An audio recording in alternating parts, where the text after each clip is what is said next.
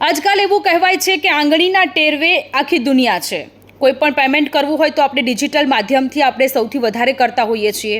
આ વિડીયોમાં હું તમને એ માહિતી શેર કરવા જઈ રહી છું કે જો ડિજિટલ માધ્યમથી ભૂલથી કોઈ બીજાના ખાતામાં પૈસા જતા રહ્યા હોય તો શું કરવું। વિડીયો અંત સુધી જરૂરથી જોજો। સૌથી પહેલાં જો આવી ભૂલ થઈ ગઈ હોય તો તમારે તમારી બેંકને જાણ કરવાનું રહેશે। બેંકને એ ટ્રાન્ઝેક્શનની ડિટેલ્સ આપવાની રહેશે કે જેથી બેંક એ પૈસા પરત આપવામાં આપણી મદદ કરી શકે। જે ડિટેલ્સ છે તેના આધારે બેંક એક રિક્વેસ્ટ નંબર તમને આપશે જે ખાતા ધારકનો હશે। એ ખાતા ધારક સાથે તમે વાત કરી અને કહી શકો છો કે ભૂલથી આ પેમેન્ટ તમારામાં આવી ગયું છે। એ ઈચ્છા સામેવાળું વ્યક્તિ દર્શાવતું હશે તો એ તમને પૈસા પરત મળી જશે। બીજું એવું હોય છે કે જે અકાઉન્ટ નંબર એક્ઝિસ્ટ જ નથી કરતું અને એ નંબર પર જો તમે પૈસા મોકલી દો છો તો એ બેંક તરફથી એ પૈસા તમને પરત મળી શકે છે, પરંતુ જો સામેવાળા વ્યક્તિનું અકાઉન્ટ હશે તો એ સામેવાળા વ્યક્તિ પર નિર્ભર કરે છે કે તમને પૈસા પરત આપવા કે નહીં।